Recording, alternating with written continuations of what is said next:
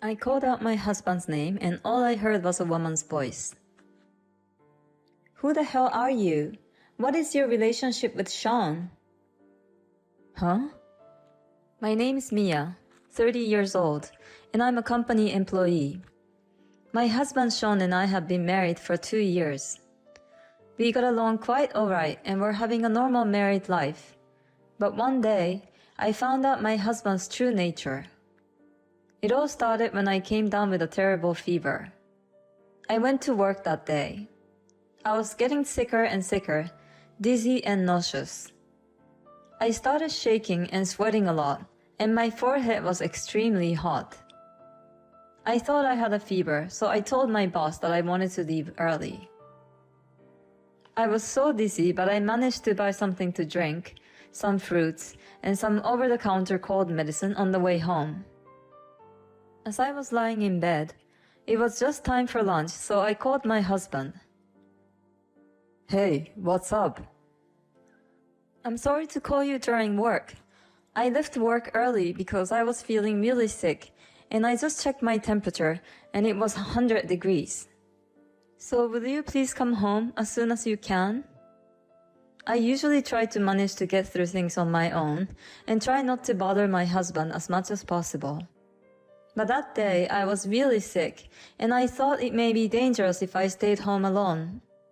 So I asked my husband to stay by my side.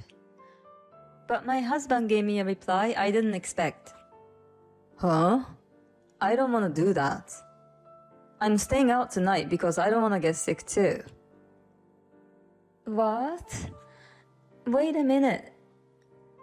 I'm not feeling well, so my voice has no strength.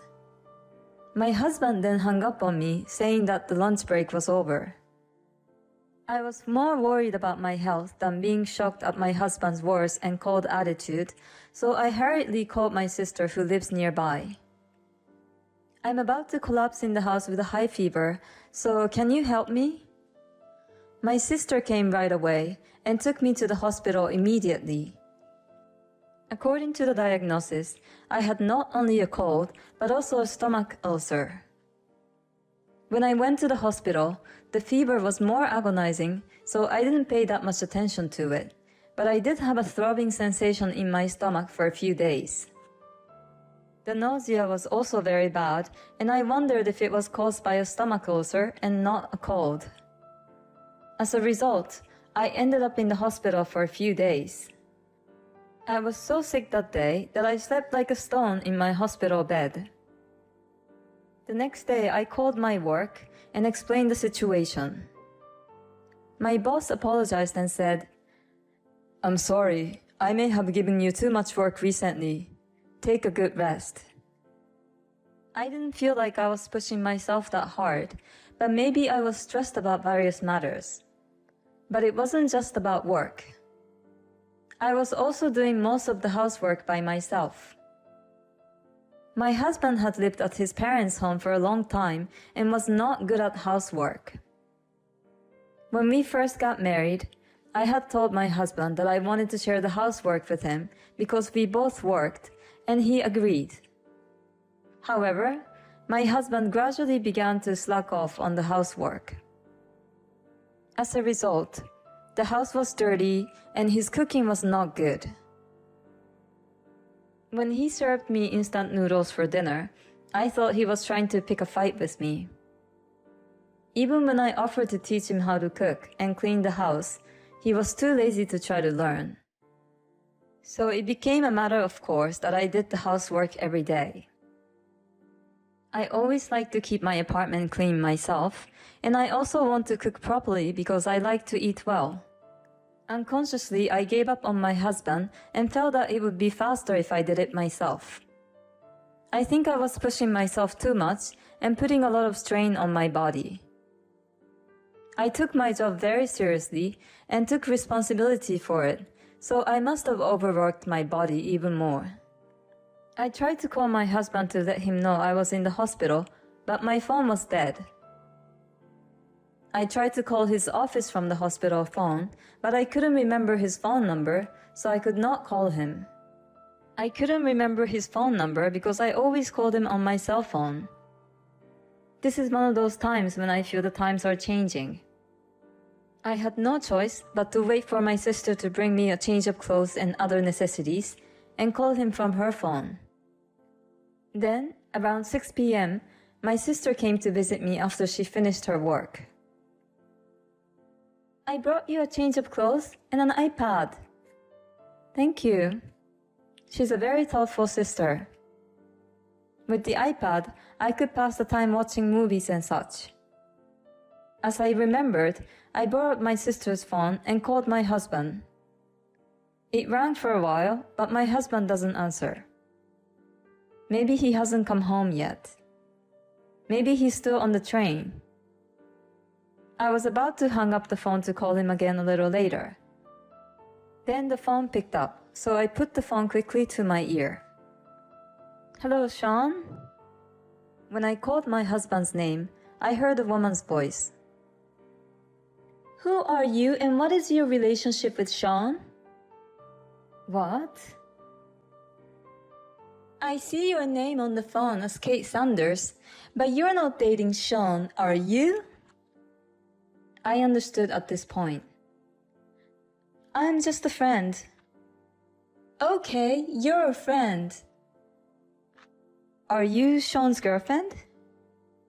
Yes, I'm his girlfriend.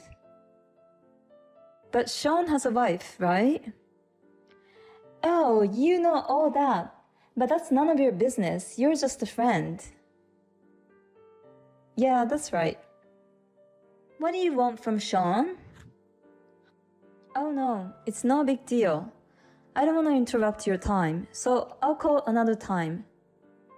With that, I hung up the phone. My sister, who was standing beside me, awkwardly asked me, Is Sean like... It seems he's having an affair. That's disgusting. I was convinced that's why he was so cold when I called him yesterday and asked him to come home early. Perhaps the adulterer picked up the phone thinking it was a different woman because it wasn't my name on the screen. I was thankful that my phone was uncharged. I would have never known about the affair if I hadn't made the call from my sister's phone. Later, after charging my own phone, I called my husband to tell him I was in the hospital. He replied that he was worried about me, but that he couldn't visit me because he didn't want to get sick, so he sent me a message telling me to take care of myself. I couldn't help but laugh. He's a scumbag of the scum on the planet for not coming to visit his wife in the hospital and having an affair with an adulterer. I said, Okay, I'll call you when I get out of the hospital.